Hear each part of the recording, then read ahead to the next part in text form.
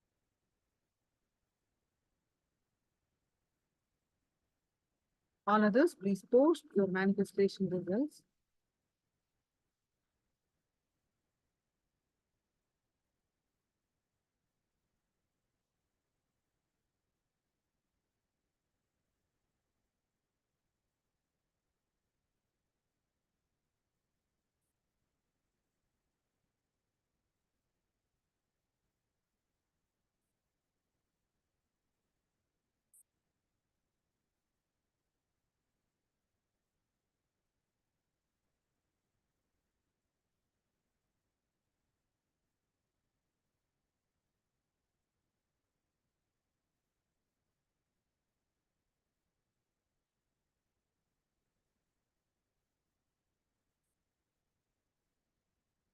So, blue color.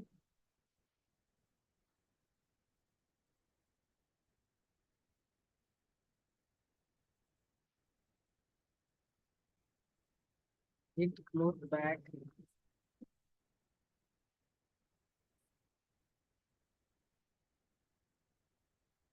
White. Okay. So there is kind of brown wooden tray is there. That's good. A blue color, a mirror with a blue color case is there. So I can say Wang Jungli manifested certain extent. Cloth bag is not there. Actually, in a distance, it is kind of, it is there. So good. So thank you for those of you participated in posting.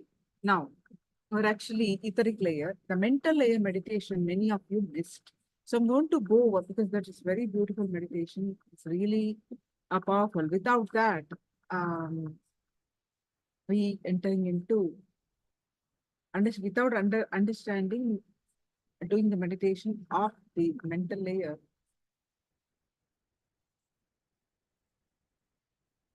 it's not going to be useful. Yeah, lab. They're there, but it's on the okay.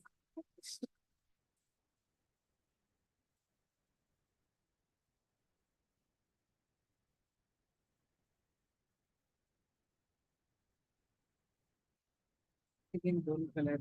Okay.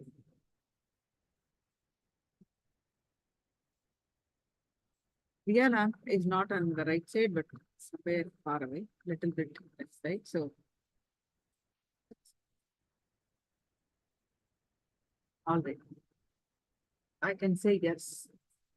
All right. So now let's move on to, I'm going to go over with you the mental layer, even though it's not the order, because as I see many of you missed. So I'm going to go over that, which is important.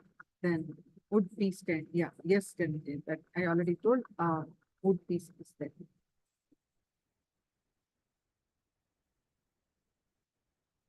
So let's get into the mental layer, a brief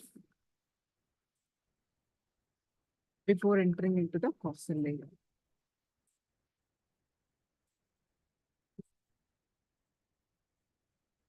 And we are also, I forgot to mention actually, you are going to have today very important Diksha, which is Vishesha Diksha. Vishesha Diksha, you are going to have, which is Shiva Diksha level 2. During the darshan time, you're going to have Vishesha Diksha, which is, you all had day 1, Shiva Diksha level 1. What is the Diksha? Shiva Diksha level 1 is called Samaya Diksha. Now today, Shiva Diksha level 2, which is called Vishesha Diksha. So I'm going to explain that also sometime.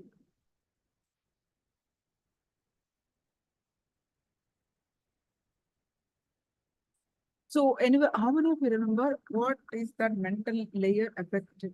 What is that shows? Mental layer? What kind of engram stored in mental layer? How many of you remember?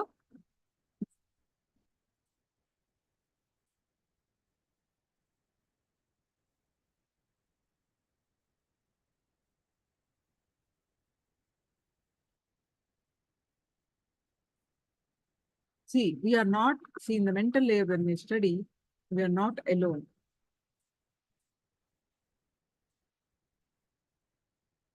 Physical, painful. Any other answers? Mental layer, what is the engram show?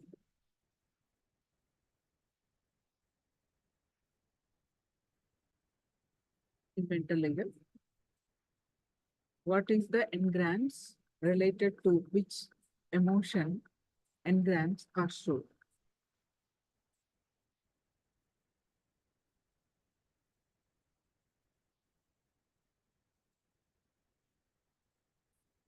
It is guilt. It is guilt. All guilt related emotion, engraved memories are stored in this layer. So when we are leaving the body, right? So on the physical layer, we see us distance, right? Like Elizabeth is sitting somewhere and I see separate from me. So do Shukrendra. So we see each other as a separate beings. As we move, physical layer is the outermost layer. After that, pranic layer.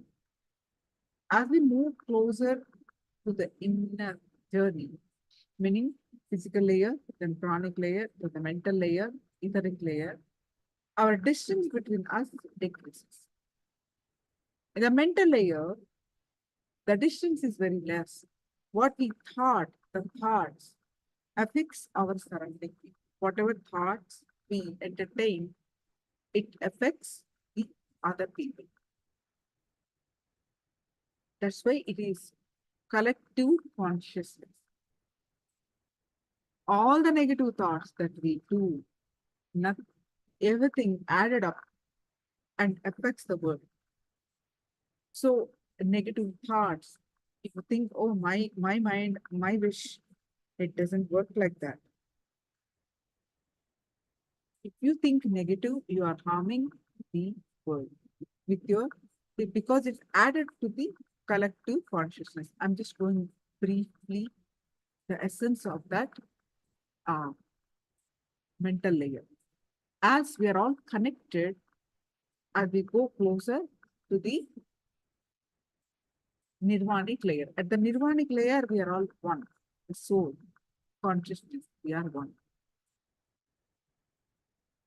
There is no distance between each one. We become one.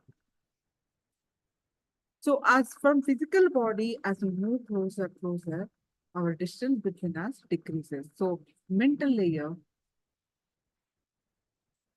whatever thoughts, the good, bad, the negative thought definitely affects the surrounding people and adds to the collective consciousness. So the emotions associated here are guilt.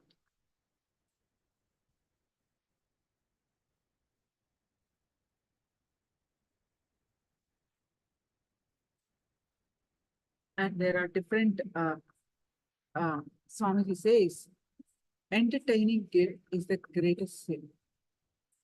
Because when you entertain guilt, it is not that you are out of what you have done, but you're only feeling the guilt. You attract more, you do more of the same issue. So guilt is the greatest sin, Swamiji says.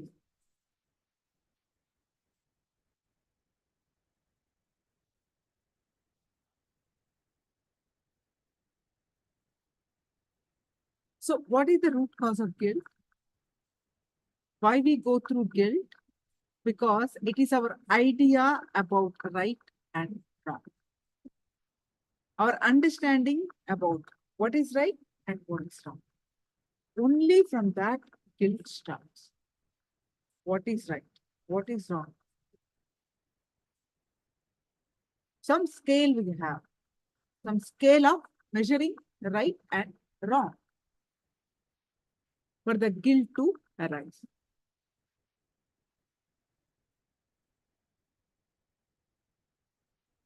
For some people, non-vegetarian is okay. For some people, It is absolutely killing the animal.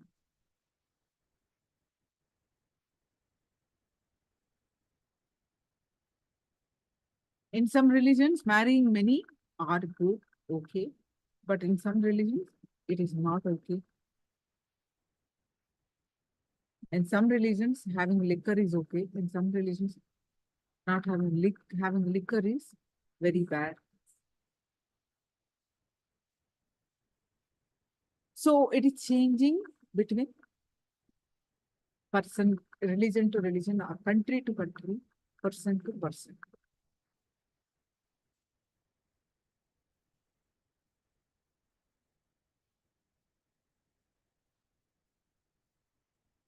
So how to overcome this guilt? Going beyond right and wrong. Going beyond right and wrong.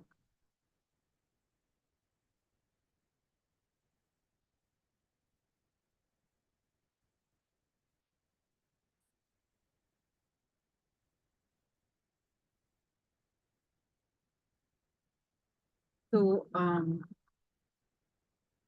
any guilt, there are various types of guilt, but all guilts can kill your intelligence, and guilt also is the root of the fear of death.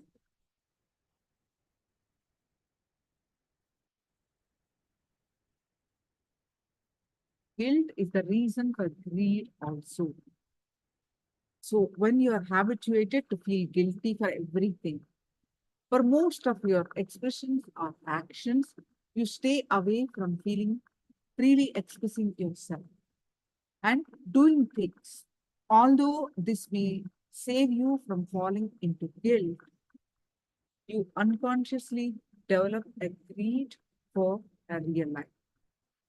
Over many years, the suppression causes greed to build up in you. So guilt is the root cause of greed.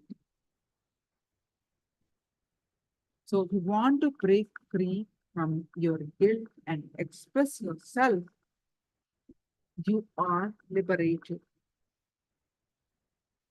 But most often, you won't even have the clarity that it is the guilt that is causing the struggle within you. So you will simply fall into depression because you cannot purchase the what you wanted. As simple as that. Out of your greed.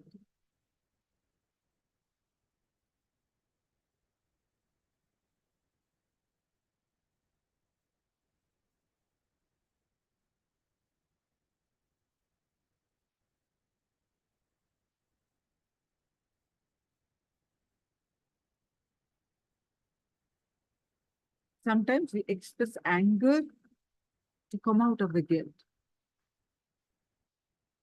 So now we're going to do, but because we go through guilt, we get a lot of psychological illnesses.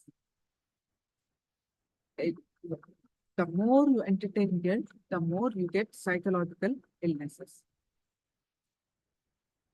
So there are three kinds of guilt: emotional guilt, mental guilt, physical guilt. There are different kinds of guilt.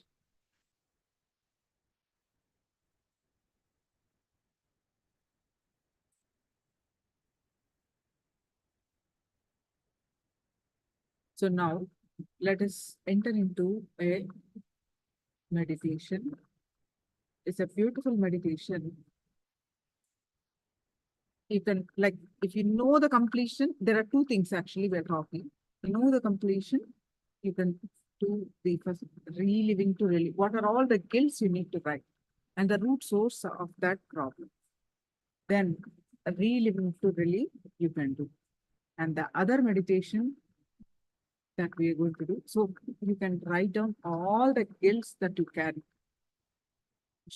I did a bad thing, should not have done, all that kind of stuff. You write down and find out the source of the root incident, why you feel that way, and doing the completion. So now a beautiful meditation we are going to enter is this. Just listen to this. A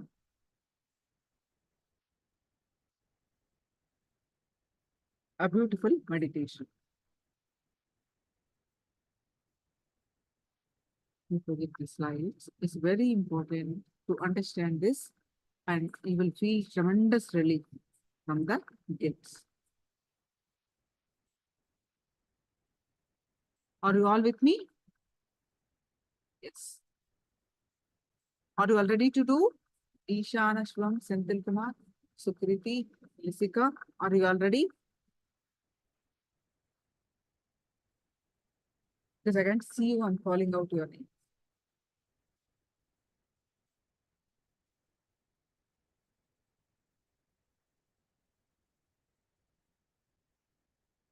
Now, let me explain the meditation technique clearly. First, listen to what we are going to do, and I'll play the music to do this and guided meditation.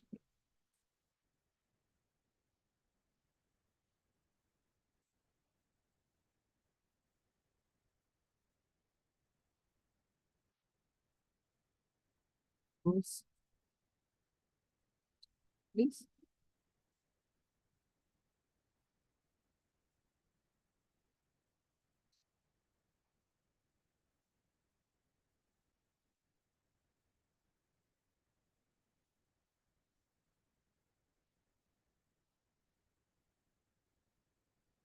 Sorry, my to the pros, please.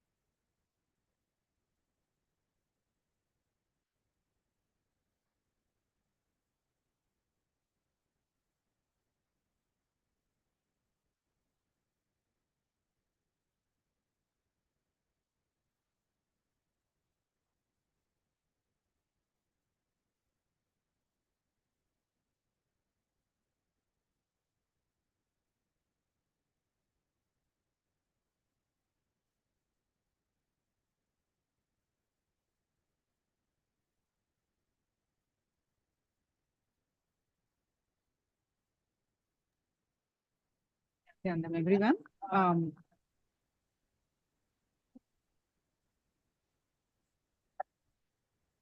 Anita and everyone, can you all hear me? Am I audible to you?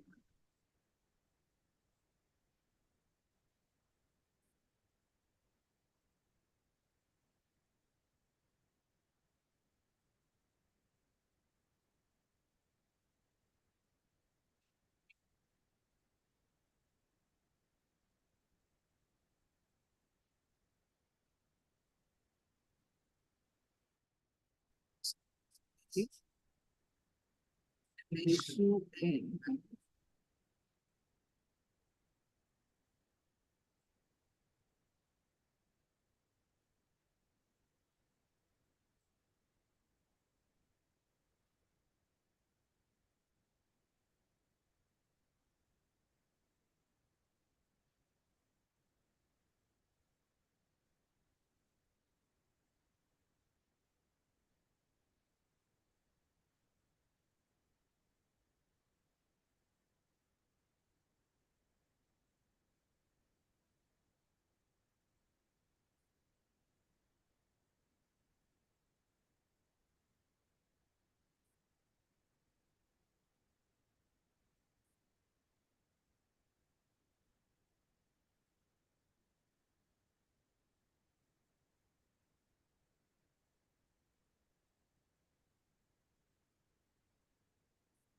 Sorry for the technical glitch.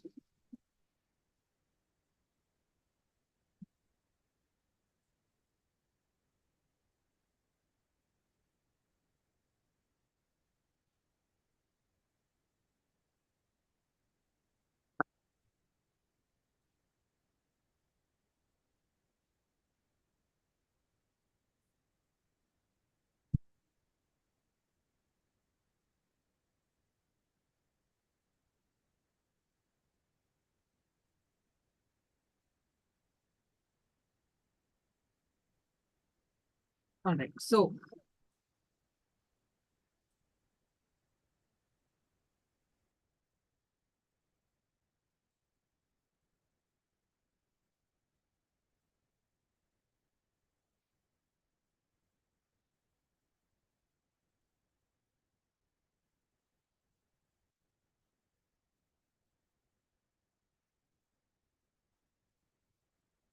this is a very unique meditation where you will be easily able to come out of the engraved memories from the mental layer, the guilt-related engrams. As it's the mental layer, we are removing the head itself. So it's really beautiful meditation. I have a little technical glitch, so apologize for the technical glitch.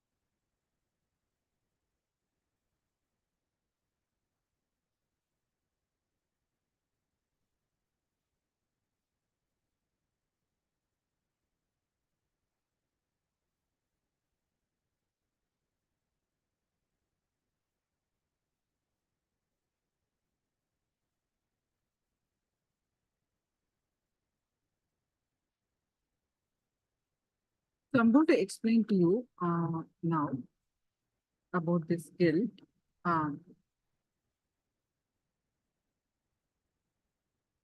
Then we will do this meditation. So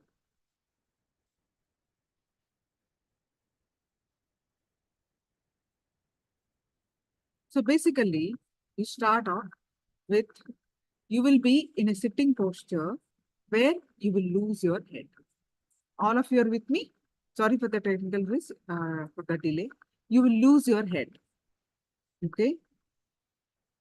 You will know how to breathe without head, how to see without head, how to smell without head, etc. We'll be guiding.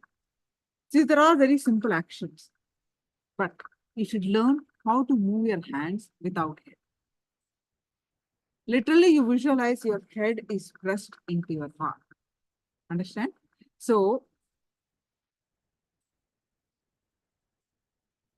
you will slowly, very slowly, consciously feel that your head is being pressed inside your heart. Your head is pressed inside your heart.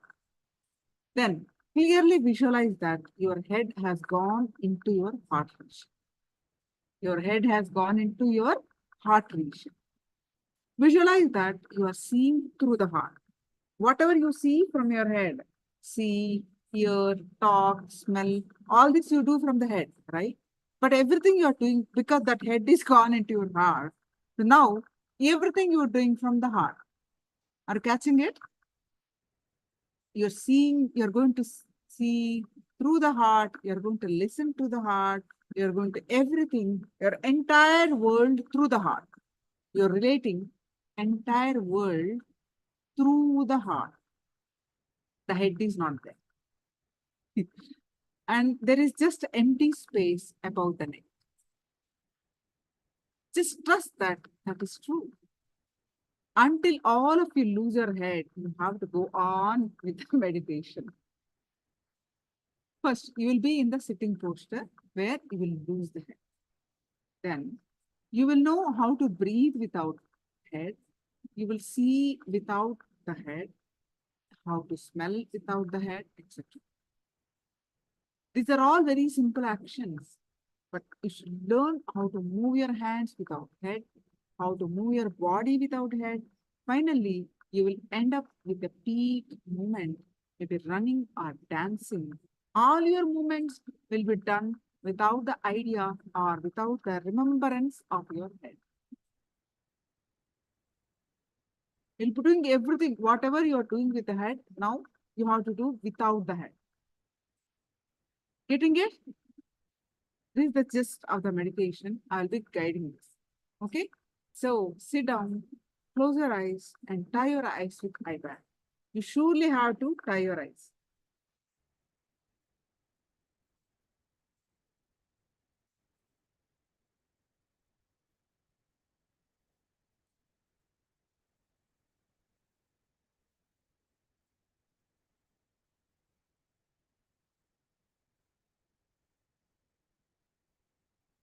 All of you, please tie your eyes with eye bands. Take few slow and deep breaths.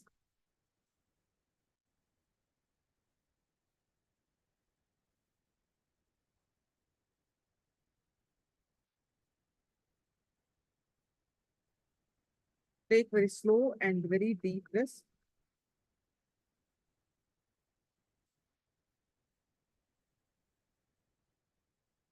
Take very slow and deep breaths.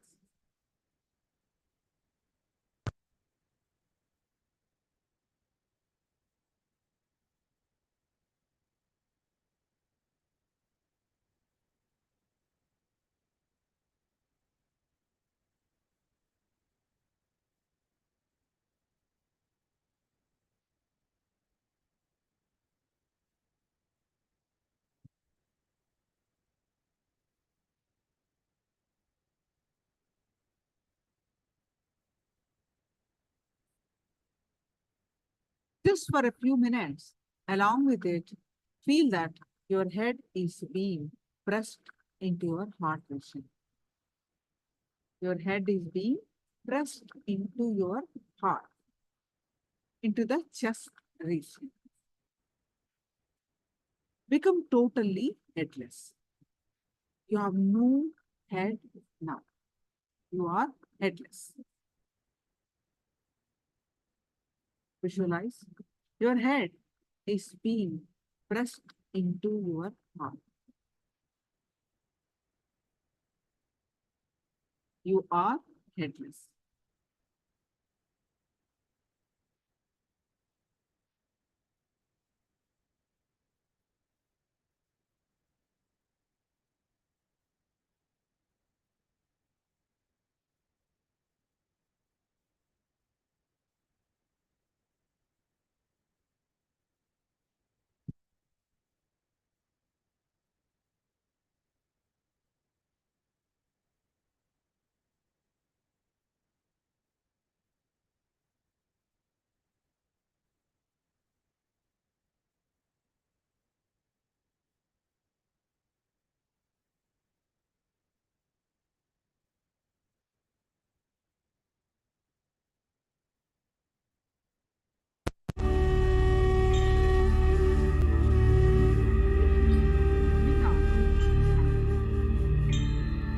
Completely visualize your head into your heart.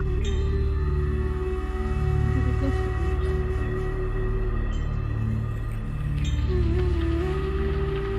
Become totally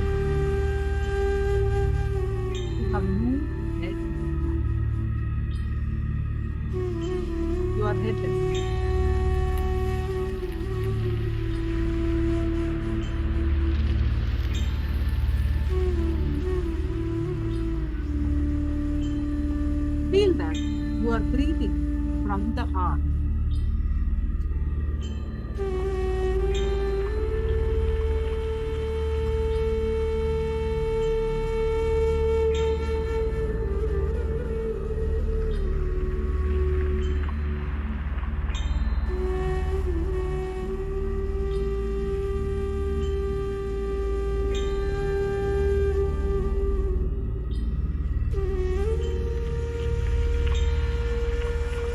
Feel that.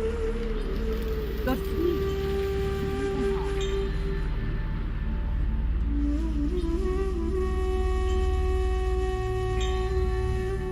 Feel that. You smell the heart.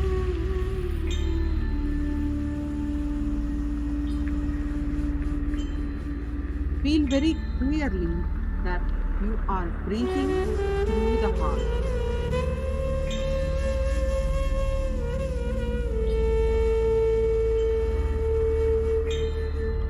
Listen to everything.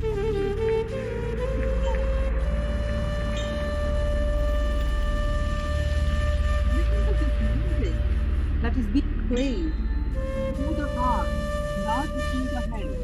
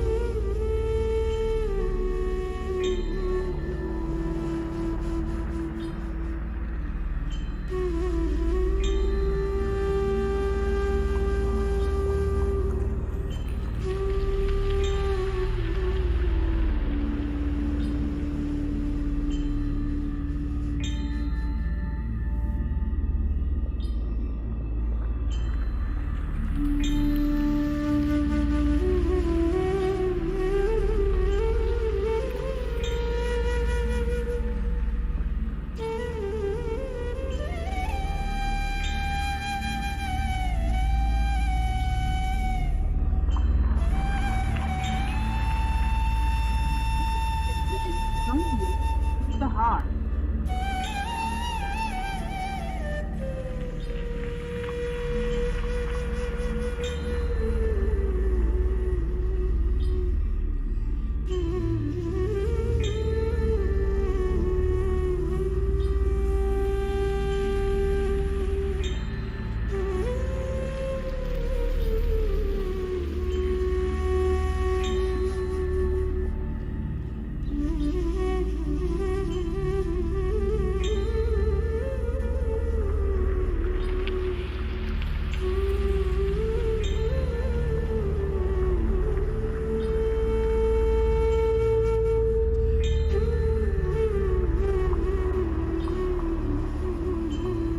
Feel that you are breathing through the heart.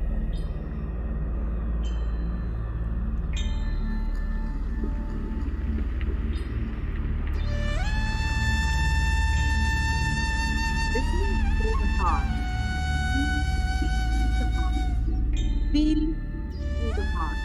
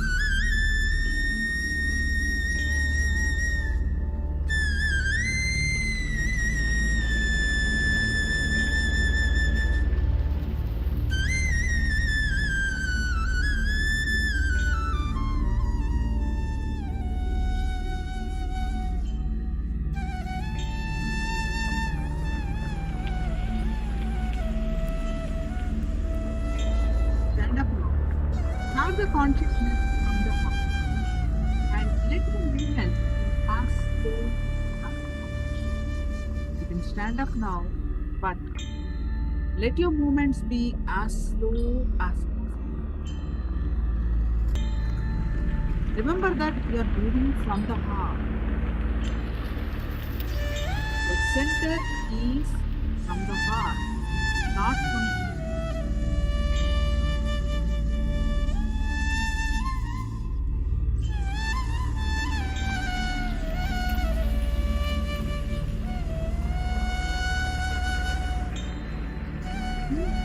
Heart. But heart.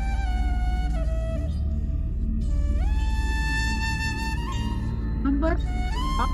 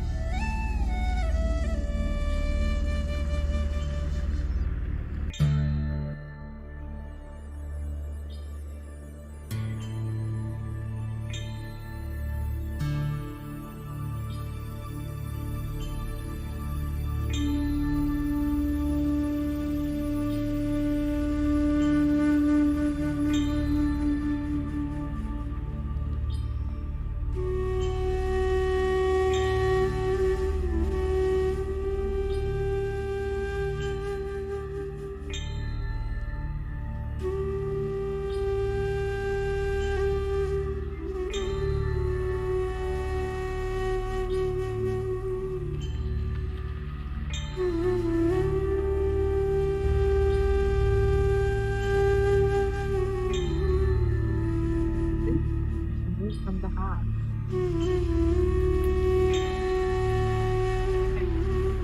Forgetting that you are a headless being.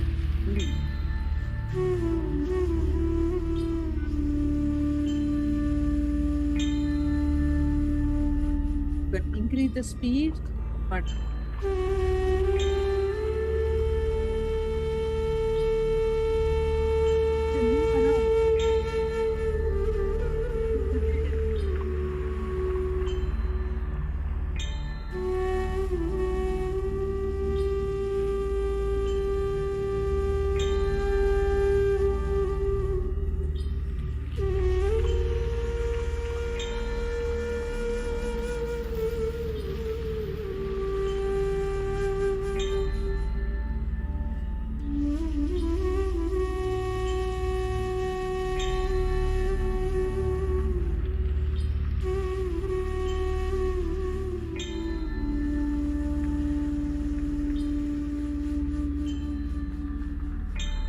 are a headless being moving.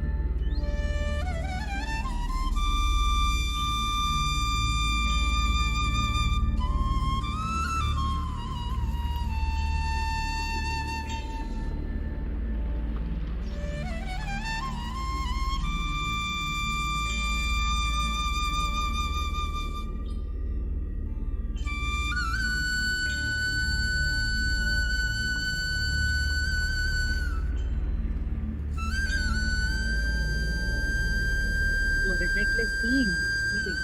Remember to give from the heart, not from the head.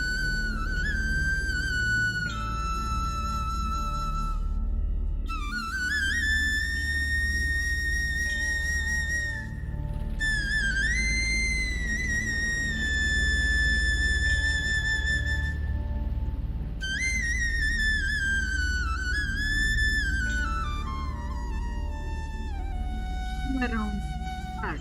Remember not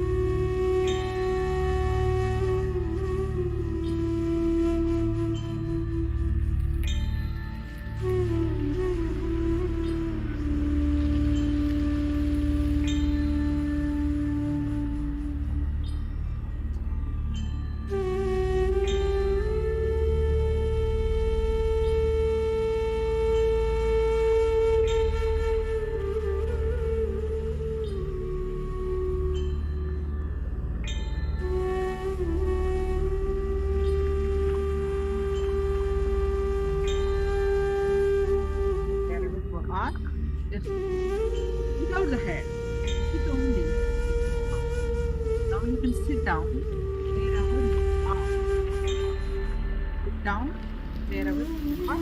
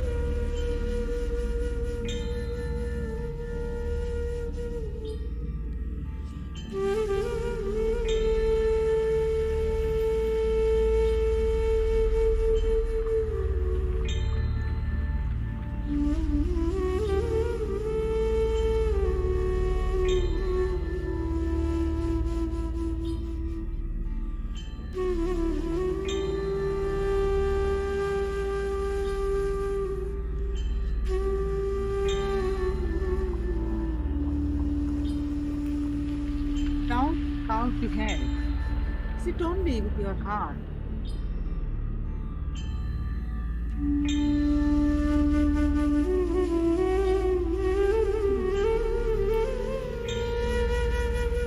Without the head.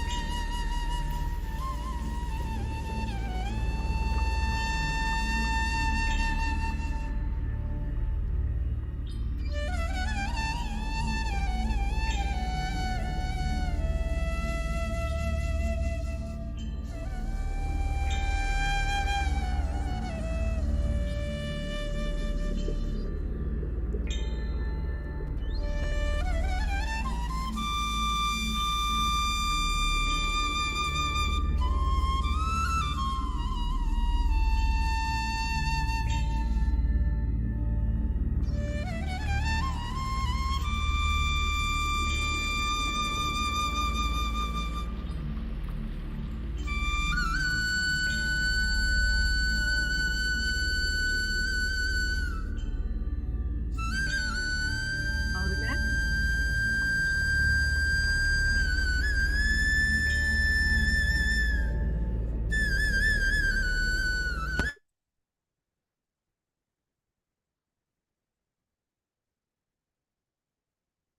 Relax and you may open your eyes.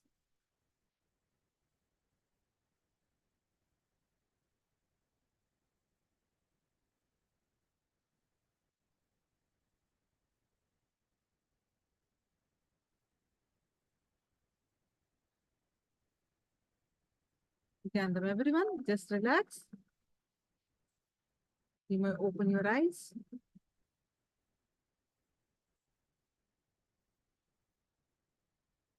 So you can share your experience of this. Just relax.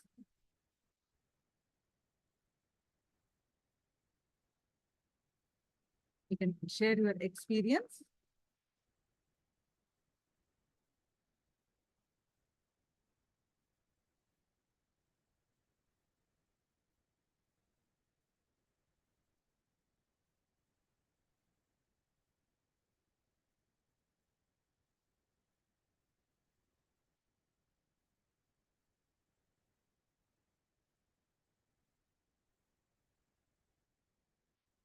Me and Chen, Lisika, come in front of camera and express uh, about this meditation.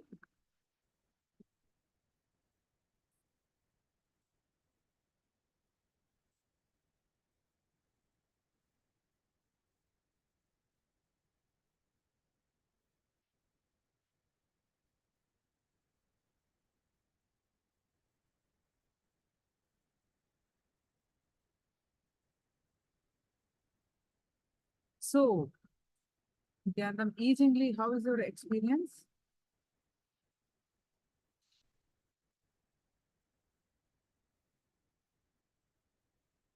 Elizabeth Ma, Wang Jingli, Wan Hu,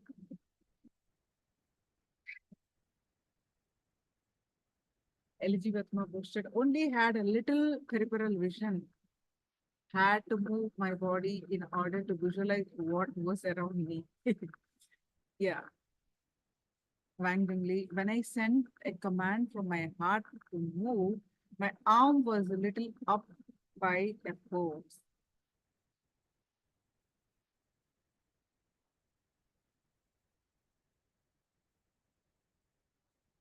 All right, and how about others also can post?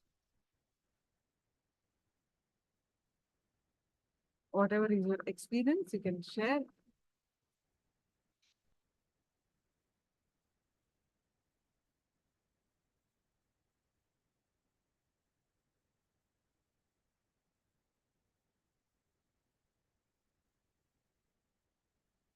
All right, so now let's enter into the power manifestation. One more round of power manifestation. So please sit straight with your head, neck, back, straight leg. Again, we are going to do one more round of a remote vision. Sit with this blissful mood. See, what you need to experience is when your mind is not there, when you're operating from your heart, how blissful the experience is. When the head is there, all kinds of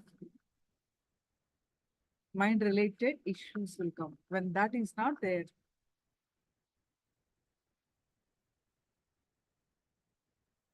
all the issues related with the guilt disappear. So please sit straight, and we are going to do the remote vision. So sit straight with your awareness on your third eye and visualize Swamiji's form in your third eye. Remember, Swamiji is Paramashivoham and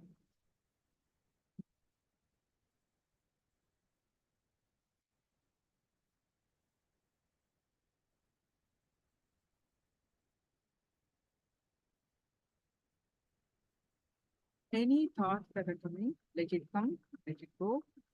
You be in the space of untouching and start chanting the Mahavakya. Om Nithyananda Paramashivoham. Intensely chant the Mahavakya and experience the space of oneness. With that space of oneness, scan through your third eye and find out what are the 5 objects on my right side. All right, so I'm going to post it now.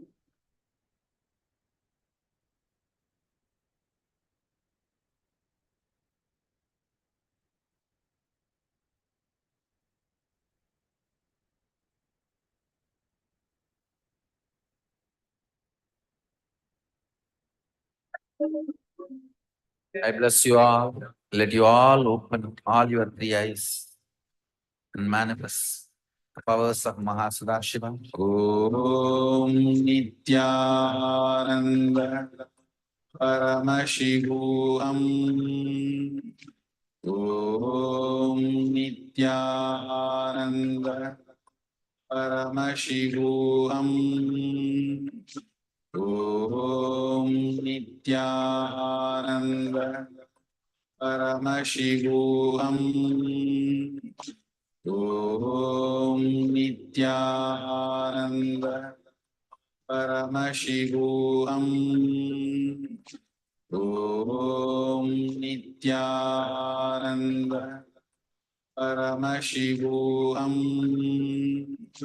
Om Nithyananda Paramashivoham. Om Nithyananda Paramashivoham. Om Nithyananda Paramashivoham. Om Nithyananda Paramashivoham.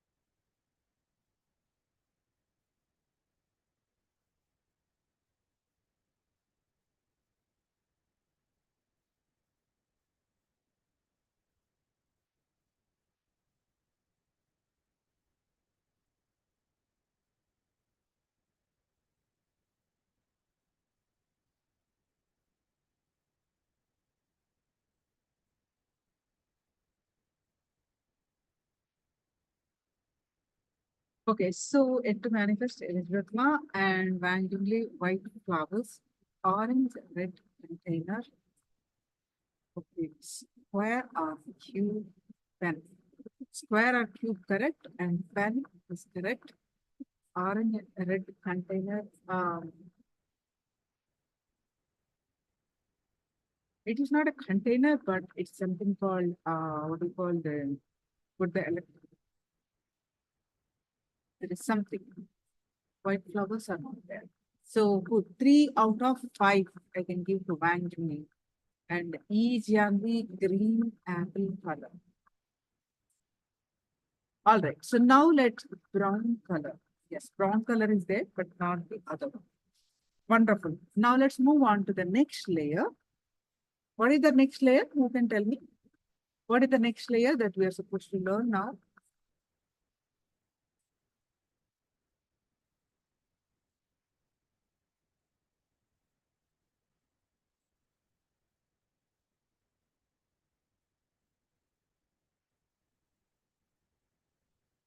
Yes. What is the next layer, ma? Elizabeth, ma, do you remember? Wang Jingli, do you remember? What is the next layer?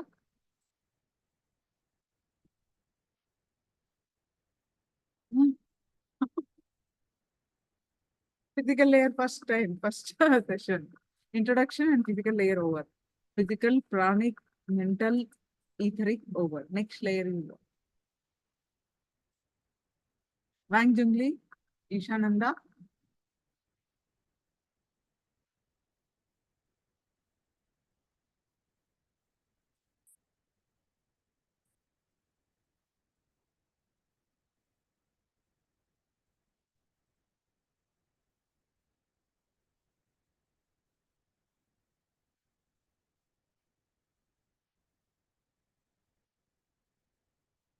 It's called causal layer.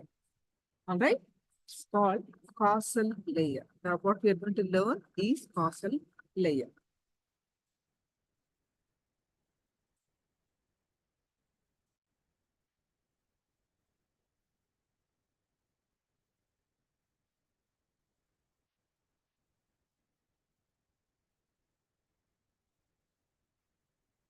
You have any questions? Please do let me know.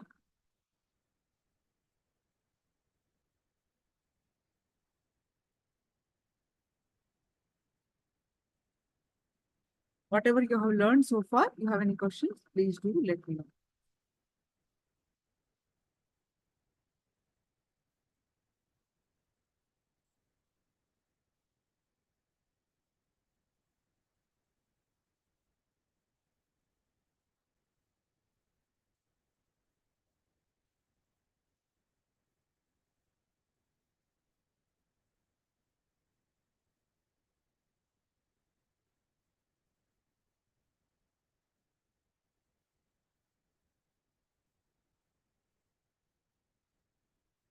All right. So causal layer.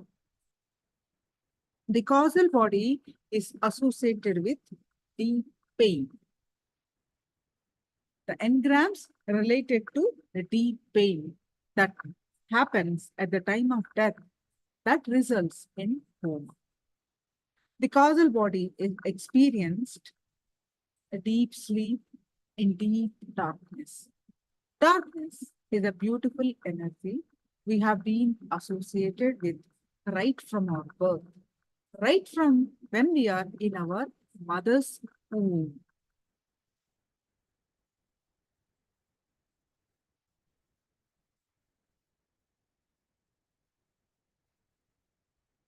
Darkness actually a rejuvenating energy.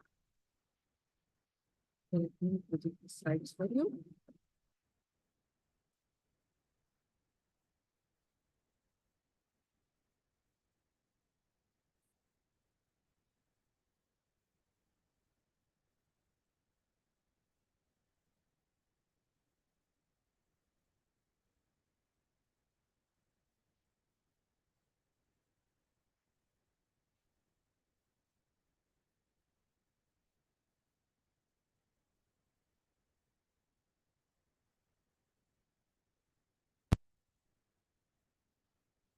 So physical, chronic, mental, etheric, causal. Wonderful. Wonderful. So far, we are in the causal. The next layers will be, we will discuss. So easy and wonderful.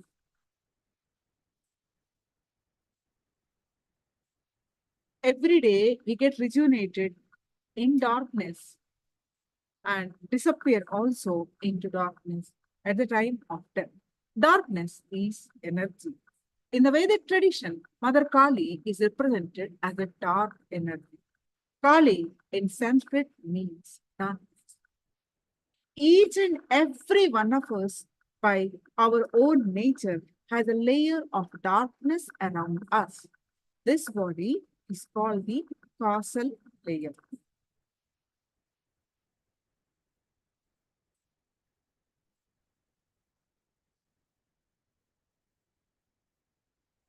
We should understand what happens exactly when we fall into deep sleep. Whenever your body needs rest, automatically the mind is pulled down and inserted into the causal body. It is like a battery. When it is discharged, that battery is taken out and inserted into the recharger. There is also a particular time for recharging. In the same way, after your excitement for the day, the mind will be automatically pulled because it needs some rest. It will be inserted into the causal body. In the causal body, you are in darkness, but you don't want to rest in darkness. So, what do? You continuously jump around in your mind when you fight with the darkness, when you don't want to rest in darkness until you get recharged. For that recharging period of half an hour or an hour, you create side effects which are called depression and worry. Actually, depression is a natural phenomenon which is supposed to happen, which gives you the rest that is needed.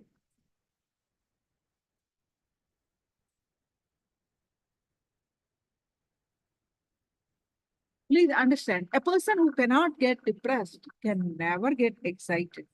So if you know this, how to travel with the low mood, with the low current, then you will know how to fly with high mood also.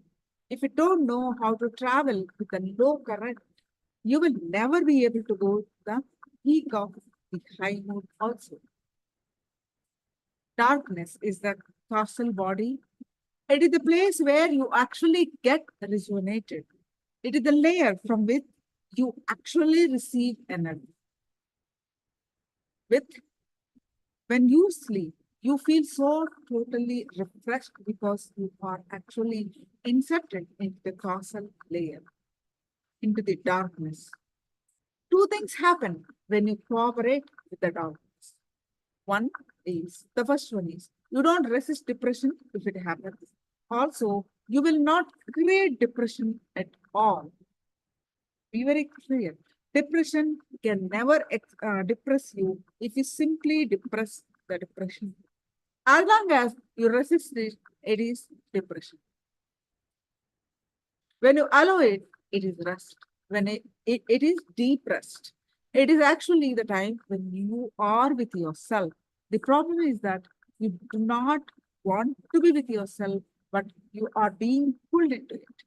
Then you fight with it. Then you name it to depression, worry, suffering, and everything. You must have seen in your life, in your lifetimes, when you are in the office, suddenly you get a call to go home immediately. So you simply obey the order, right? You don't have any problem in doing that. In the same way, you just need to know how to travel with the depression, with the darkness.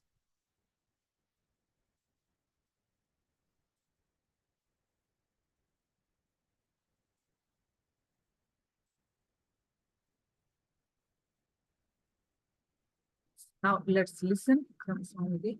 above the basal layer.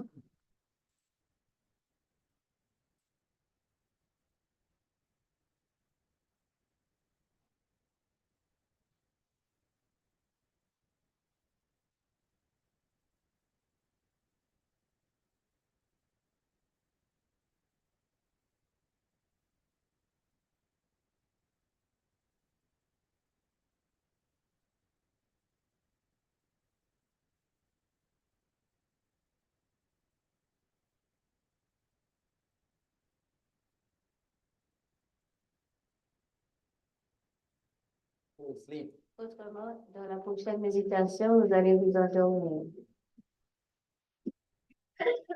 We have a little more time to go to the next meditation. Nous avons un peu de temps avant d'entrer dans la prochaine méditation. I think you can all do a little bit dancing. Donc, vous devez danser un petit I peu. take some kirtan songs. Let us see how many jump. Allons voir combien vont sauter. The more you jump, more energetic you become. Plus vous sautez et plus d'énergie vous aurez. Tiredness will disappear. Et la fatigue va disparaître. Then we can meditate deeply. Maintenant, après ça, on pourra méditer profondément. After the food, usually people feel tired. Après la nourriture, les gens généralement se sentent fatigués.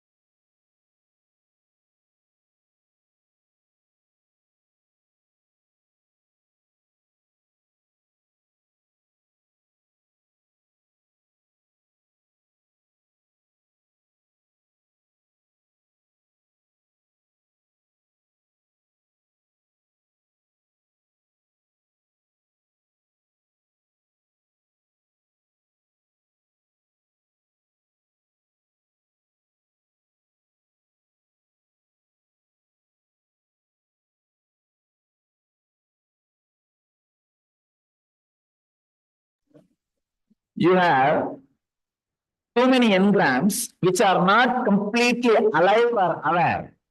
Broken ideas, incomplete ideas, incomplete concepts, reasonless worries.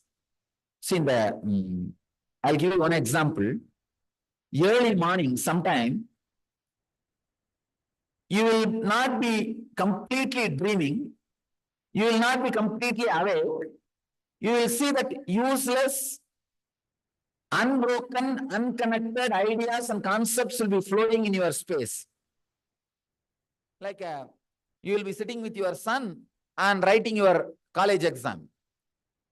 You can see many times completely confused, unconnected, illogical concepts will be floating through you. The moment you wake up, you will understand, what is this? There is no connection. How many of you have felt this space in the early mornings? That is causal body. Understand? That is causal body. Where the engrams are there, which can't be classified. You can't say they are desire. You can't say they are worry. You can't say they are guilt. You can't say they are pain. You can't name them. You just can't brand them. It's like a early morning sometime. You will neither be fully awake, nor be in dream state. You will feel like some suffocation. That is what these villagers say. Some ghost came and sat on my chest. It was pressing me. No ghost comes. It is the Karana Sarira. It's the Karana Sarira. Sometimes you will feel you want to move your body, but you can't move. For the 10-15 seconds, it will be just too much. You just want to push your body, but it will not be under your control. You will push so hard, you will fall out of the bed. How many of you felt that space? That is causal body. Exactly, that is causal body. It's almost like a garage where you dump everything. Understand? Somebody has written a question. Can you give a straight technique for insomnia? Sure shot.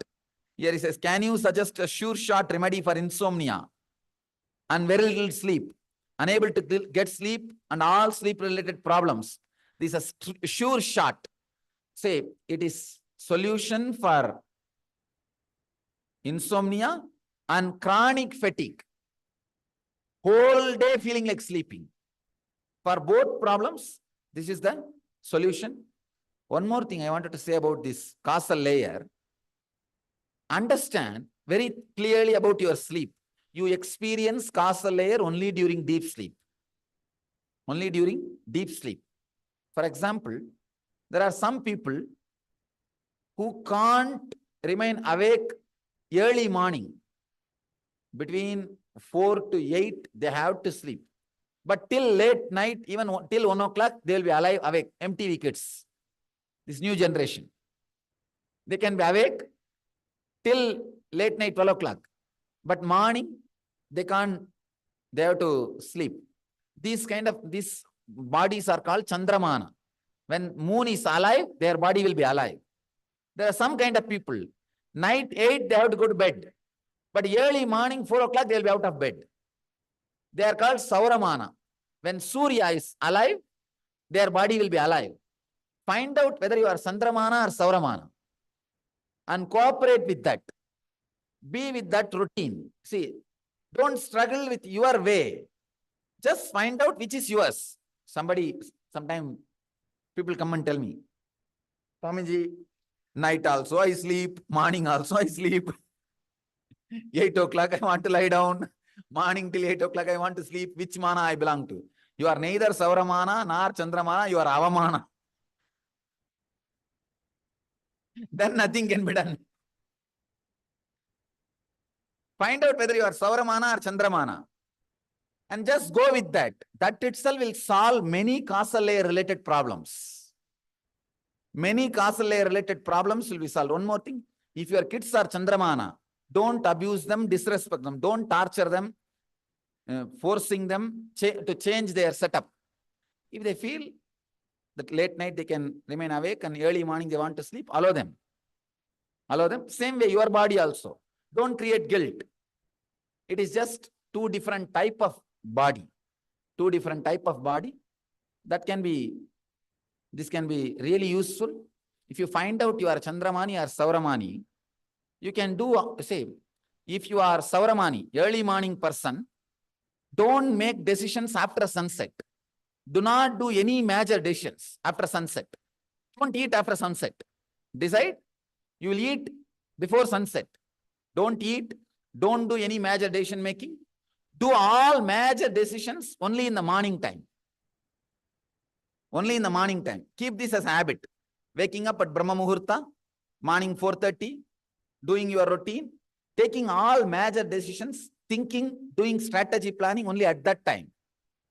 Same way, if you are Chandramani, do not decide early morning. Start thinking, start doing strategy planning all after evening 6 o'clock. Do everything after evening 6. It is just body type. It is nothing but just a body type. Understand? It is just body type and your biomemory, nothing else. If you are Avamani, nothing can be done. I don't have solution for you. You'll have to find out by yourself. This causal layer is the layer where all these useless or engrams which you can't classify are dumped. I can say most of your sanchita karma, the accumulated but directly not useful in this birth, those karmas stay in this layer only. Working on this layer, healing this layer will relieve many of the unknown problems in you. See, there are so many things. You don't even know the root, why it is happening. Why it is happening, especially it's Alzheimer's and body shaking without your control, Parkinson's, all these things. There is no logical engram you can connect. Those things all start from this causal layer. And not for pride, I'm just telling the fact. We are successfully able to heal Parkinson's and Alzheimer's working on this causal layer. I've healed few, at least few, completely, and got them out of medications because of this working on this causal layer. Only one problem. You need to work with a lot of strength and determination on this body. See, it's almost like you need to just go against the samskara setup, engram setup. You need to sit for long hours to work on this layer.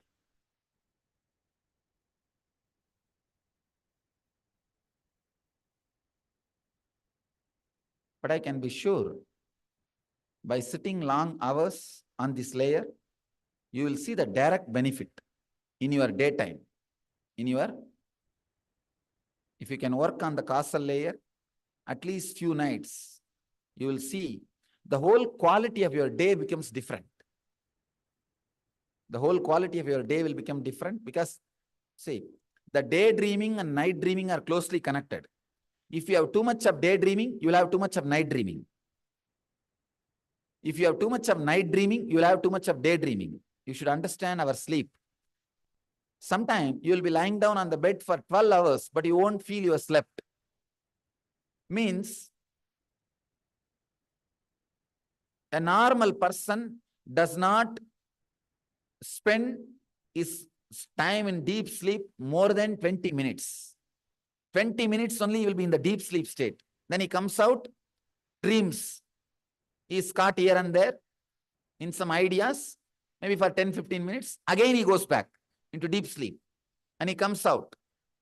And you'll be surprised, some of these studies, sleep studies in the Western countries, in US and Canada, Europe, nobody sleeps more than 16 minutes.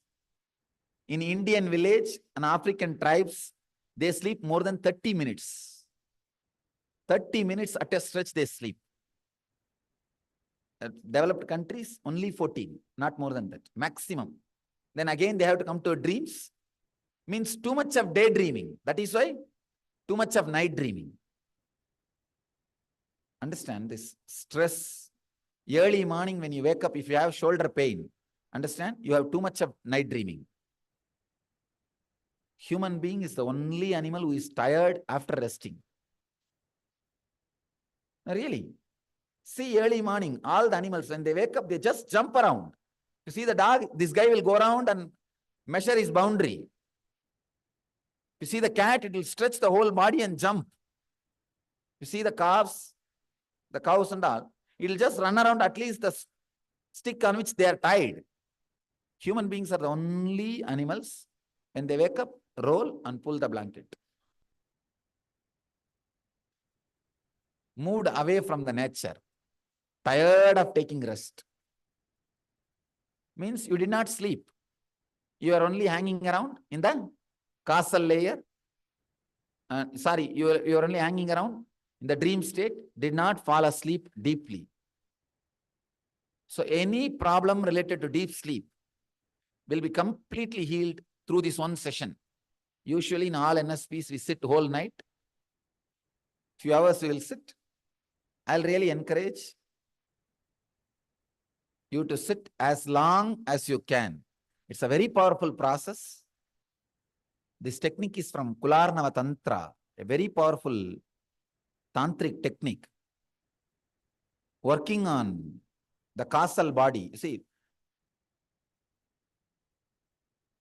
this causal body is considered as a mother energy.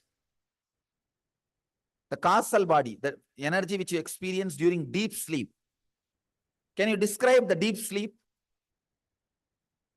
There's no description. If you remember deep sleep and try to describe, only two things you can say. It was peaceful and darkness was covered by darkness. That's all. Only these two quality. These two quality only described as a cosmic mother. Cosmic mother. These two quality which is there in your mother's womb only gives birth to your body. Every day you go back to that same energy and rejuvenate your body and come back. That is why your sleep is equivalent to going back to the mother's womb. That same energy from which your body was created. The same energy. You see, the causal layer energy is the energy which is there in your mother's womb. Out of that, you took birth. And every day you go back to that energy and rejuvenate your body and come back. It's a very deep mystical connection. Little difficult for the normal logic to understand.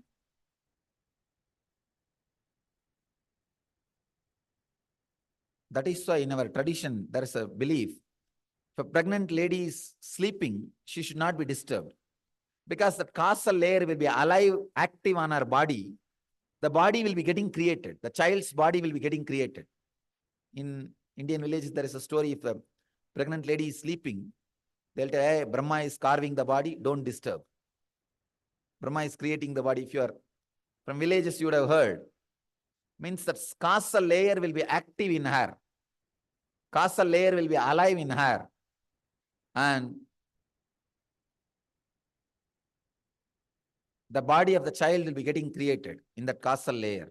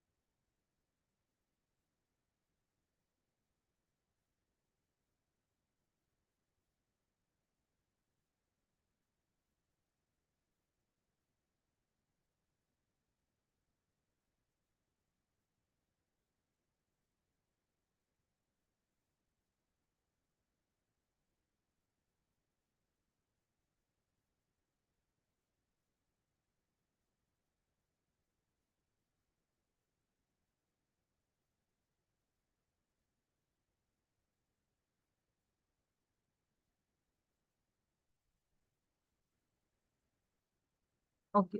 Can you hear me now? Sometime during a weekend, you go around and have a good time. When everything is over, you come back to your house. But when you get up the next day, your body and mind will have a hangover, isn't it? So you will feel like giving it a rest. You won't want to move anywhere. You just feel like lying down. Your mind does not want to work. But what do?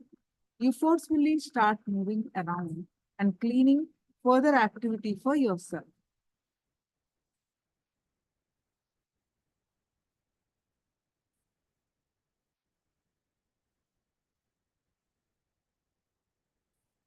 You have a very deep hatred towards laziness.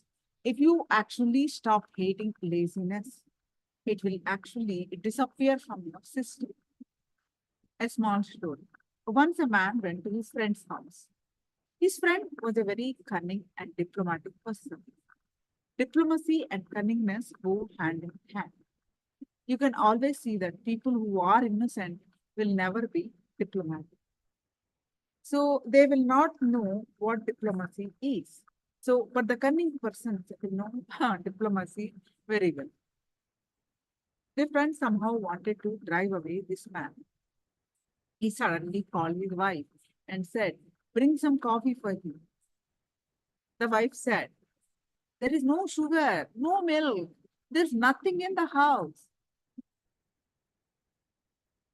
The man got up and gave his wife a kick, saying, "Fool, you do not know how to treat a guest. You don't have anything to offer to my friend. Is, is this the way to take care of him? Is this the way to treat a guest?" He started shouting and screaming. She started weeping and wailing. The guest saw this and said, "Oh, sorry, because of me, all this is happening. Don't worry. It's time for me to go to another function. Let me go." So that he got up and walked out. When the man left, the host smiled and said proudly, "See how I played the right drama and sent him out?" The wife reported, "No, it was me who played it up and sent him out." Then the host replied, "I acted as if I picked you," and he ran away. He said, "I acted as if I was crying," and he ran away. At that point, the man walked and saying, "I acted as if I have gone, but I have come back."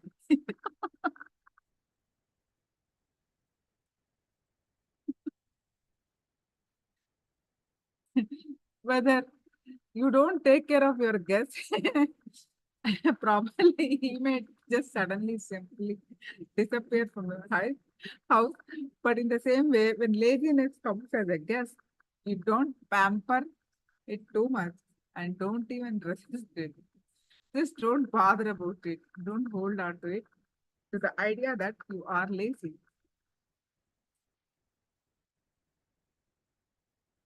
As I said earlier, your body is like a rechargeable battery. It is like a battery getting recharged. So it will simply be removed and put inside the charger for a recharging. But the battery is not ready to wait until it gets fully recharged. It wants to again jump and play inside the toy. Understand? Understand that when you don't allow the recharging to happen, when you resist the recharging process, you create depression.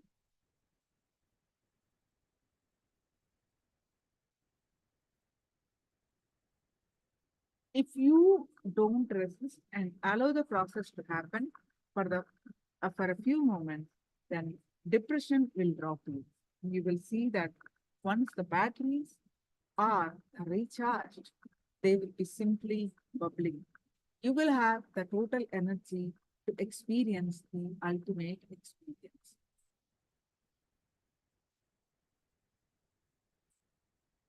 The time for recharging differs for every person.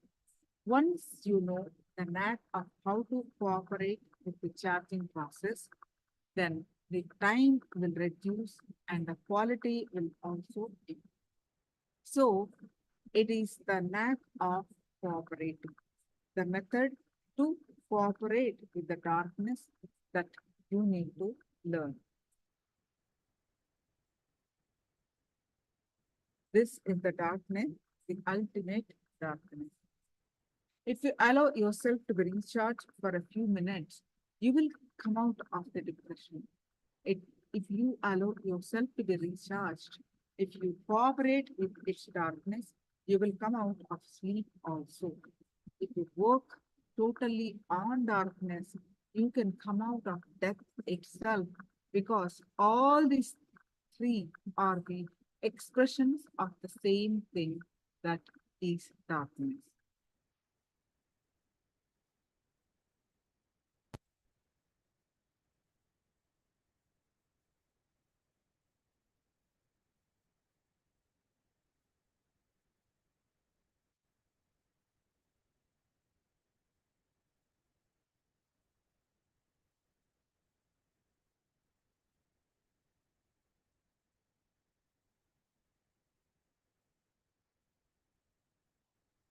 Now let's continue. Listen to what we were hearing from Swamiji. Few more minutes.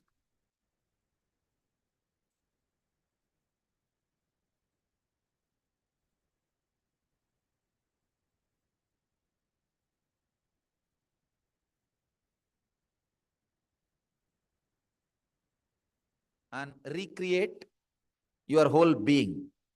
That causal layer only is called Kali in Sanskrit. Causal layer from which your body was created consciously, and recreate your whole being. That causal layer only is called Kali in Sanskrit. Kali means darkness, that's all. The exact translation of the word Kali means darkness. This technique is beautifully described in Kularnava Tantra.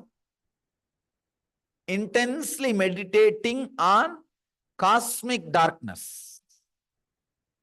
That's your sleep. See, your sleep is nothing but darkness being covered in darkness. Unfortunately, we have a wrong idea about darkness, as if it is life negative. No, understand, it is not. All our life comes from the darkness which is in your mother's womb and goes back to cosmic darkness. So that is our mother, that is our source, from where we come out and where we go and merge.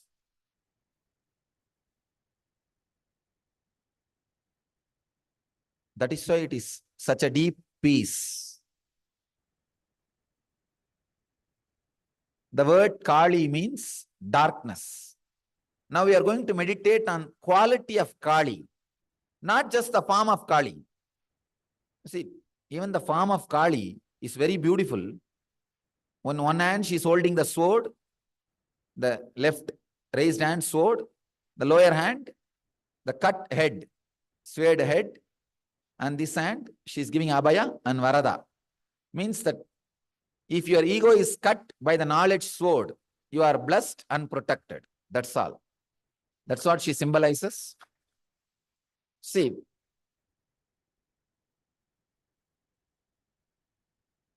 unfortunately, somehow the darkness is associated with negativity. It is not. It is not negative. The Kali's darkness is motherly darkness. The darkness which gives you the deep peace and healing, in which your body and mind is rejuvenated every day. The only problem you have is your fear about the darkness. You just drop your fear and enter into the darkness, you will see you are in mother's lap. Can I request all the participants to please kindly come on camera? From this point onwards, you being on camera is very important, and you need to be available on the Zoom room. So whoever wants to do the death meditation process, please kindly come to the Zoom room and kindly settle down. Hundreds of people walk out of their sleeping pills and any other problems related to insomnia. And each chronic session fatigue is very, just very with this one important as it session. prepares you When I for say the I'm death really meditation responsible. process today. So put all your energy, even First the eye thing, problem, because you see, please the eye problem understand, is nothing but having we are too going much to of go through a stress very during the powerful sleep. exercise which Now, will the help recent you study says, overcome fear. if you We are don't going to have deep ask sleep, all if of you're constantly eyeballs are moving during the sleep, that creates a stress and all the eyes related problem happens in you. Eye related problems are happening in you. So please understand, this one process can work and help even to heal your eyes. Too much of eyeball movement during the sleep, they call it REM, rapid eye movement. And during the sleep, if your stress and dreams are too much, the eyeball movement will be too much. That creates stress. That creates all disease related to eyes. So go into this process, go into this meditation. It will heal you in so many ways, not only physically and mentally.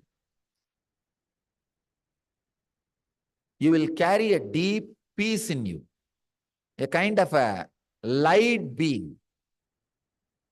This process will help you to carry a light being. Many times, having a light being itself solves many problems. If you carry that light being, you won't have a problem. Many times, the people who wanted to torture you, when they see you are not tortured, they just disappear. They just can't understand what is going on. They'll just disappear. Many times, you will not create enemies if you carry light being. Carrying the light being can happen if you meditate on Mother. The Mother energy is such a solid energy, such a peaceful energy. The meditation on Kali. Please understand, when I say meditation on Kali, the qualities, gunas of Kali, deep peace and a deep eternal darkness, healing darkness, alive, living, peaceful, eternal darkness.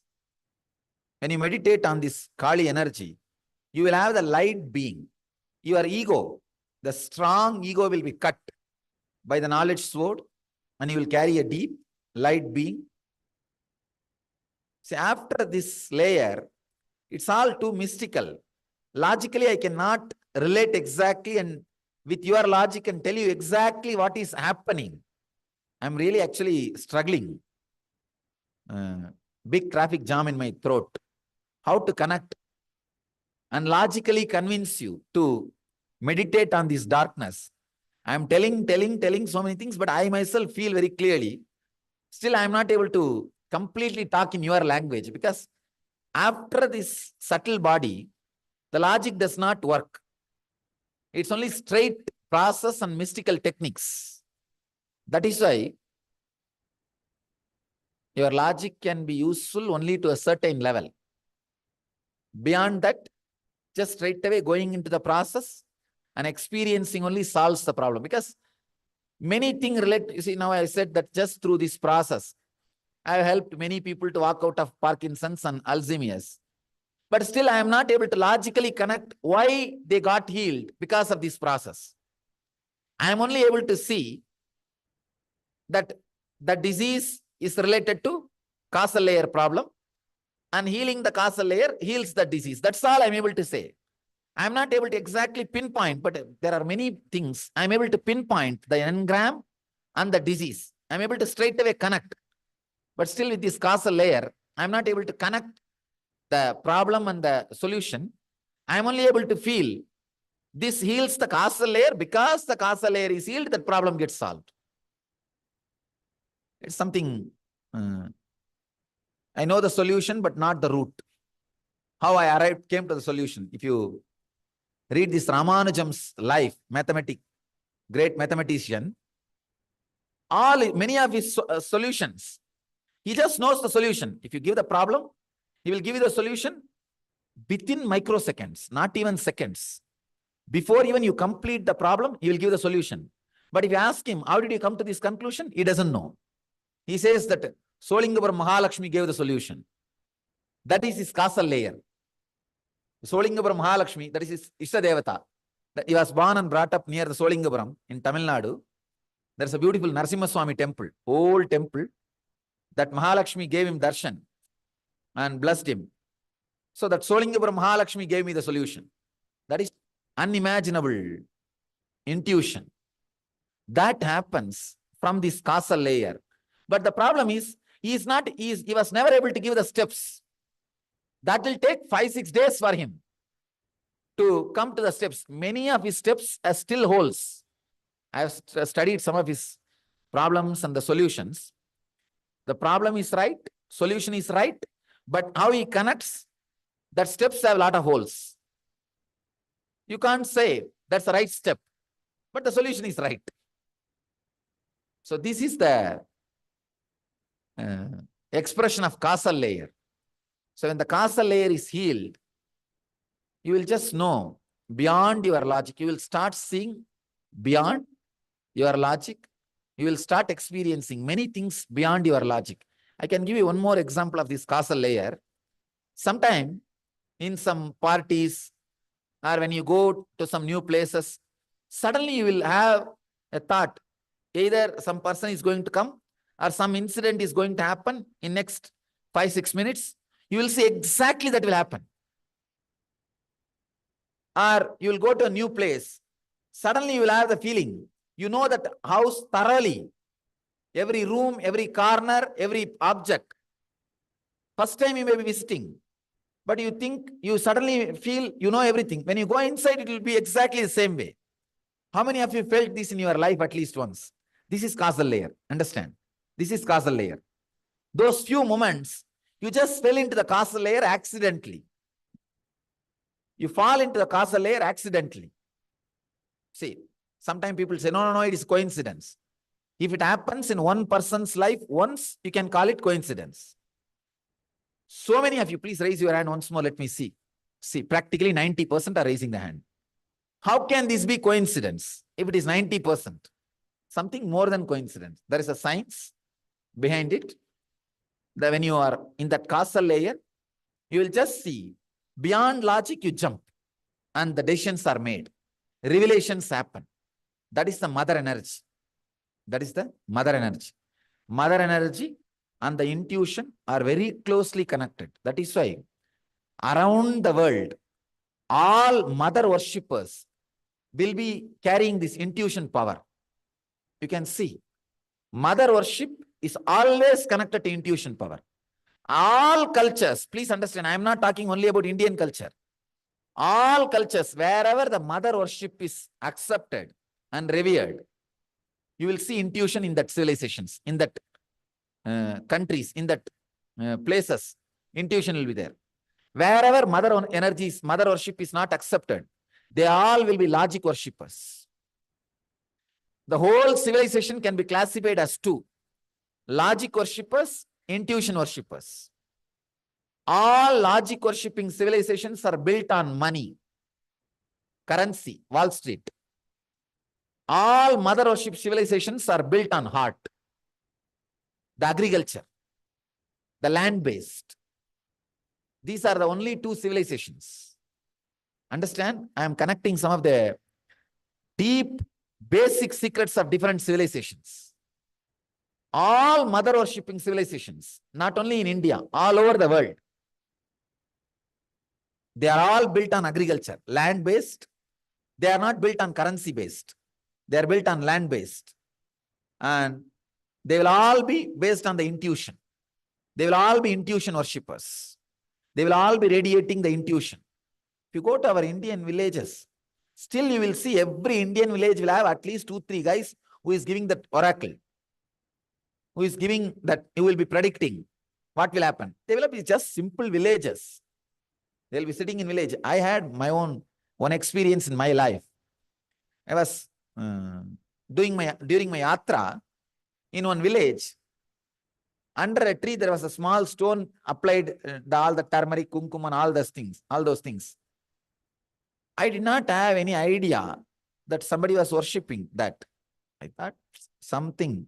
I put my head on that and slept to rest.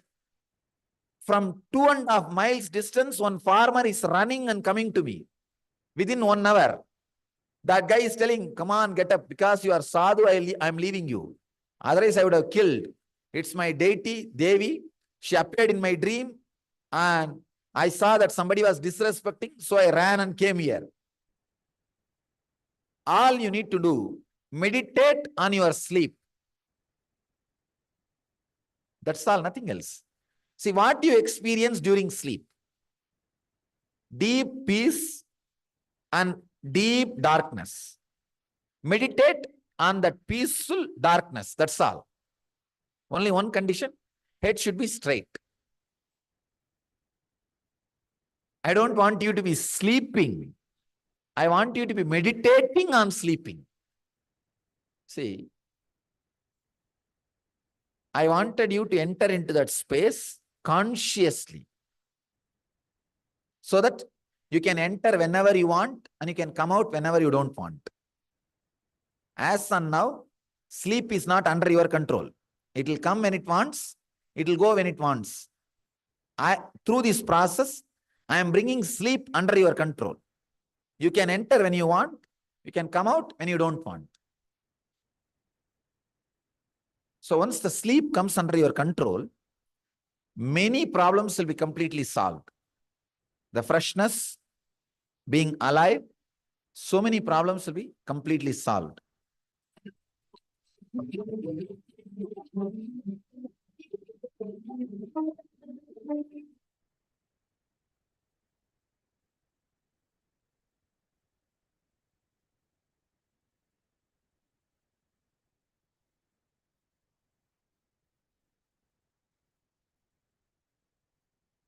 Yes, now let's enter into the meditation.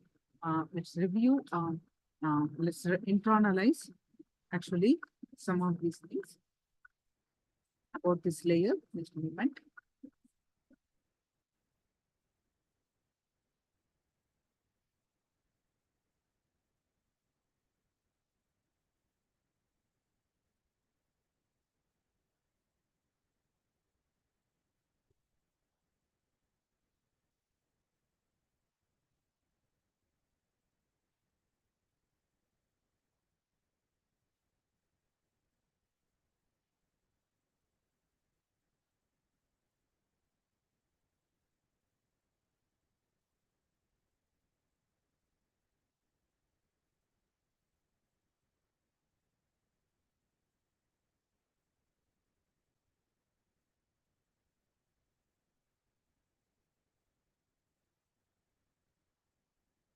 So Swamiji is sharing one experience. See, most of us, we're stuck with the idea that I know what to do, but I'm not able to do. How many of you feeling that? How many of you sometimes feel, I know what to do, but we'll stop at it. We didn't do it, or we are unable to do it. This kind of thought current. When Swamiji says, if you're stuck with that thought current, nobody can say that we are stuck in causal layer. I know what to do, but I didn't do it. I cannot do it, Knowing but not doing, we are stuck in the causal layer and nobody can save us. If that is the case, no one can save us. So Swamiji sharing how he handled that.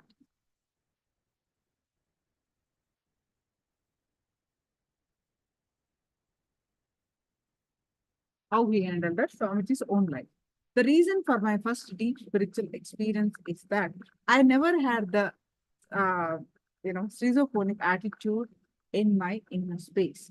One of my great inspirations was Annamalai Swamigal, and I was inspired and impressed by all the masters and mystics I was associated with in my young age. So also my inner space was so pure at that young age, and there was no other heroes in my space except these masters. So the masters were my heroes, and in every step, I used to think, how will they behave? Let me behave like that. What and how will they do? Let me do that. I used to go for circumambulation of the sacred Arunachala hill very often. The circumambulation is totally 16 kilometers. I used to go late at night. When I had a little fear, I used to ask myself, how will Annamalai Swamigal behave? He won't bother about fear. Then let me also like that. And I would continue to the circumambulation without fear. Let me tell you about an incident. One day, maybe around the time when I had my first experience, it was raining heavily. I was doing the circumambulation. There was heavy rain, thunder, lightning. Immediately, I thought, how will Annamalai Swamigal behave? He won't bother about it. So he would just continue to walk. So let me also do the same way. I continue to walk. And as I walked in, I was passing through the common crematorium where people were cremated in that place. In India, both cremation and burial are done in the same place. I was walking in that place because when you go around the hill, the path goes through that crematorium also. So it is town cremation ground. Suddenly, I saw a dog biting around and eating. When I went near, the dog started barking at me. At first, when the fear arose, I thought, how will Annamalai Swami behave?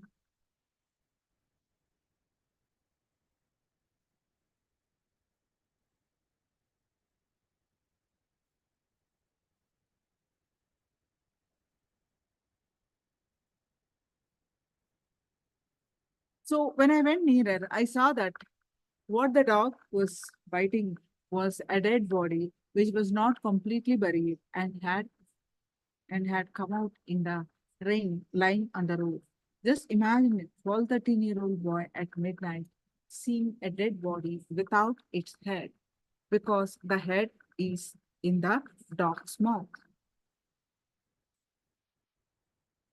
The moment the fear started, it did not even reach my being completely. Even before that, even before the fear stroke could happen completely, the awareness was so intense, and I thought, how will I? Annamalai Swami responded now. He would just walk around and go. So let me just walk around and go. I went that way. I just took a detour and walked on. I did not even turn back and see. I just walked. The fear stroke did not even touch my whole body. The fear stroke, which was like a pebble, which was about to start, did not even open up. It did not even reach my body. The heat or the shivering or the shaking was not even there in the body. It had just died. Just the decision. If Annamalai Swamigal does, I will. Did the whole thing over. When any thought came up from inside, I would think, how will, how will Annamalai Swami respond to this thought? How would he respond? If I get response, he will not have this thought. I would just say to myself, then forget about it. It's not mine. Just over. See, the person who inspires you or impresses you become the hero of your inner space, especially if you're still young. These great masters impress me so much. In every situation, internally, I would circulate. How will these masters have behaved? And whatever come to my mind, I would do that same. For example, if there were some sweets, my brothers would jump, hey, I would this as my share. I will simply think, how would Annamalai Swamigal react in such situation? He won't bother. He would just give away such things. I would also then keep away from the whole thing.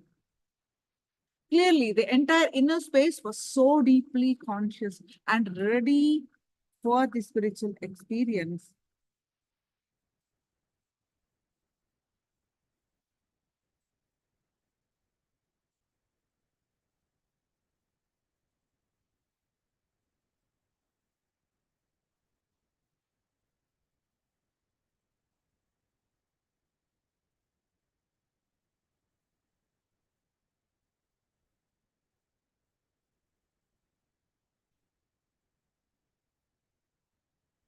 So when you live the master's body language, you live enlightenment. Whenever any thought comes into my body or into my inner space, the first thing I would think would be how would he behave? It could be anything related to clothes, food, anything. If I feel a little lazy to meditate or to walk, I would think, how would Ananda Swamigal be in this situation? How would he handle the situation? Naturally, he would not bother about the laziness. He would just get up and meditate. That's all. So I used to just do that. He became the scale for everything. All the great masters become the scale for me for everything that I did from morning till night. They become my life center.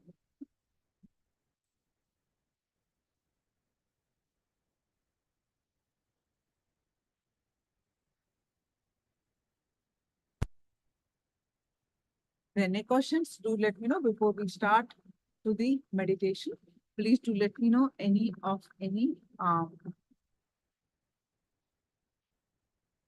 questions.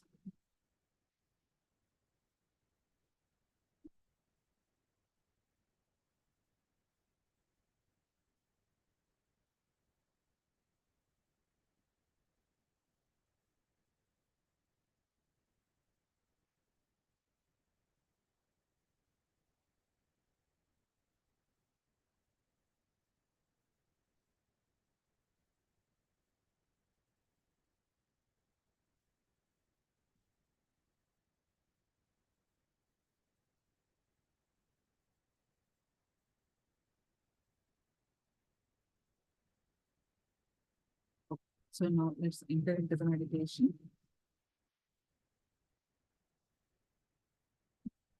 Now let's enter into the deep layers of darkness. Get ready.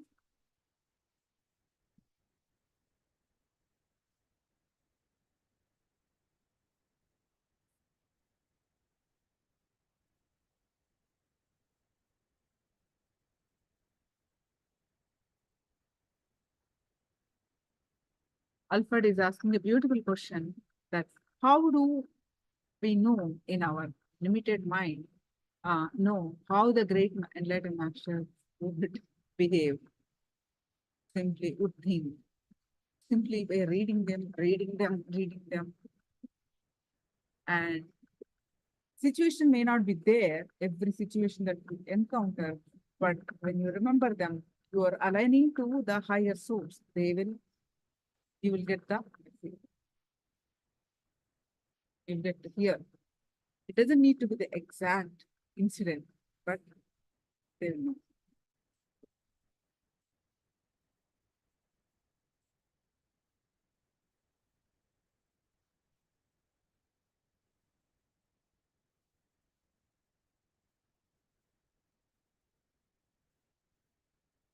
Now let's enter into the meditation.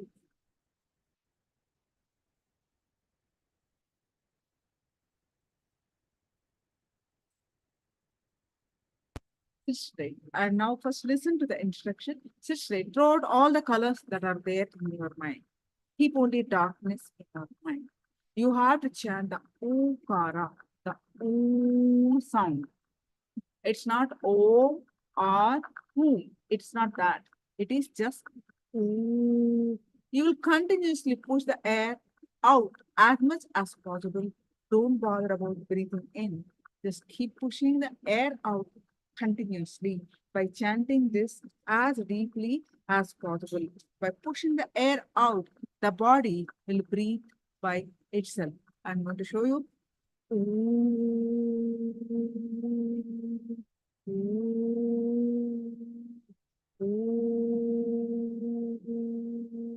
As long as possible.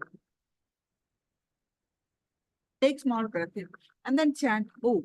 In the small gap that is there between the final exhalation and the next short inhalation, the body will take the air by itself. So put all the effort to just throw out the air, and with the O sound, throw everything out totally. I will guide you through the meditation. You will be made to visualize a dark cave. The dark caves are inside which you are sitting and meditating. Then you will be able to enter into the layers of darkness. So please sit with your eyes closed and tie your eyes with eye bands. All of you, please make sure you tie your eyes with eye band.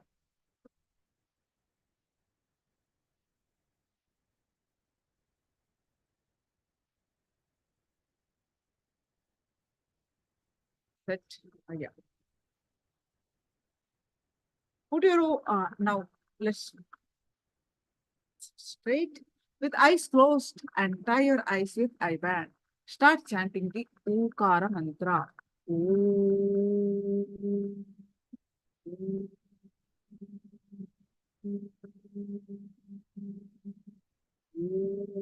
Put your whole efforts only in exhaling. Just exhale, exhale with the Okara mantra. Throughout all your prana, life-giving energy, life, everything, just throw them out. Right? So, let's chant this Okara mantra. Is the instruction clear? Then after the 20 minutes, with all your effort, keep exhaling through the nose. Do not intone any sound, just exhale.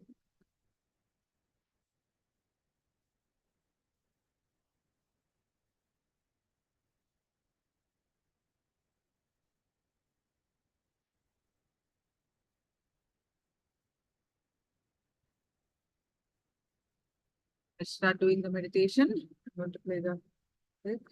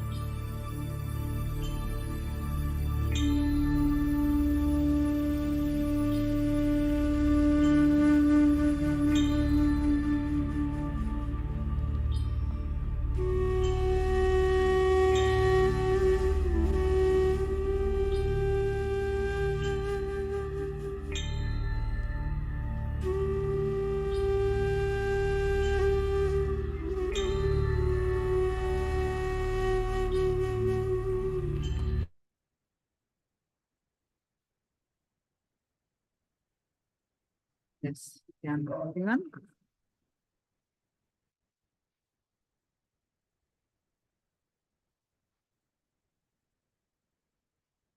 You can share your experience of this meditation.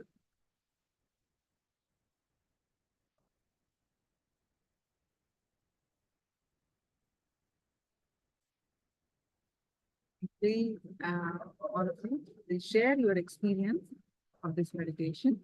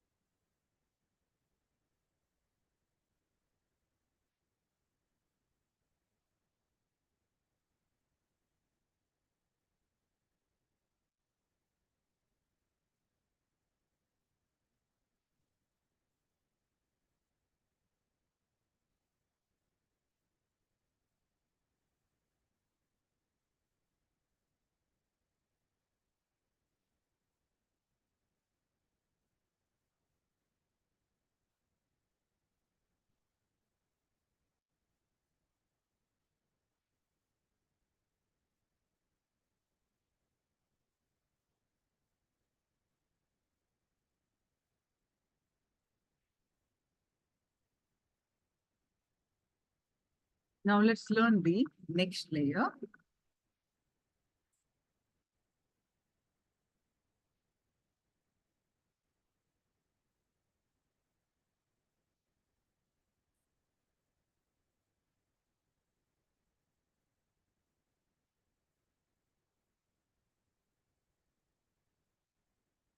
Now let's enter into the next layer.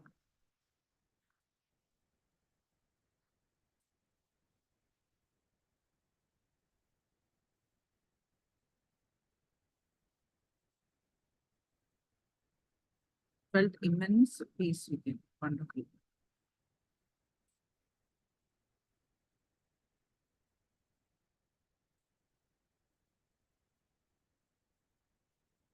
How about others?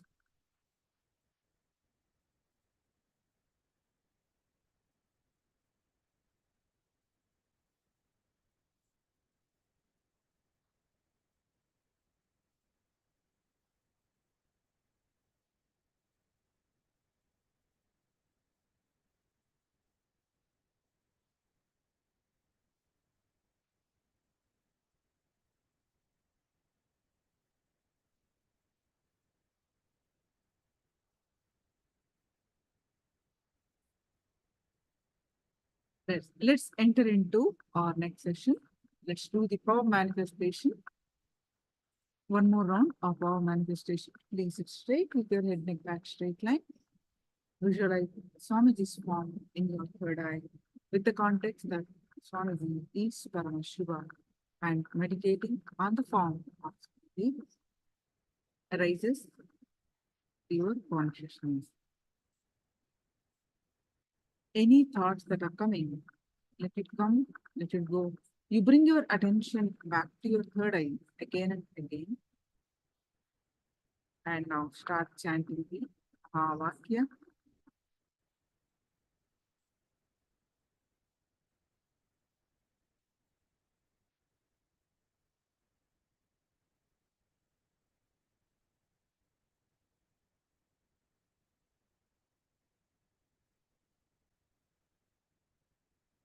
And experience the space of oneness. With that space of oneness, scan through your third eye and find out what are the 5 objects that are on my right side. Kept some 5 objects.